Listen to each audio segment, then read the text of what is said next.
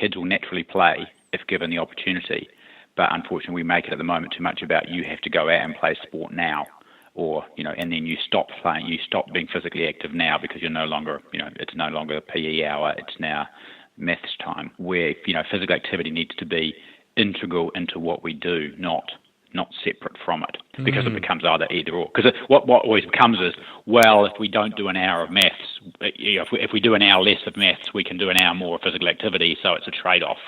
And I don't think it needs to be viewed that way. I think it needs to be viewed as a collective totality of how do we get kids to be physically active while also educating them on all the other things they need to be educated on. And I think what we need to do is sort of flip it on its head and say, let's not look at it as a separate activity. Let's look at it, how do we make it integral into what kids do and partake in.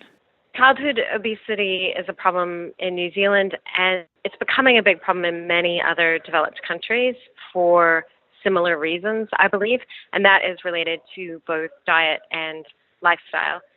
Over the last few decades, we've had a real increase in labor-saving devices, and particularly cars for transport, which has meant that people, including children, are spending less time walking and cycling as part of their normal day.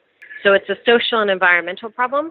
It's really not a problem of individual responsibility. It's something that the whole society is grappling with, and we need public policy to step in and make the environment in which parents and children are making their food choices one in which it's much easier to make healthy choices.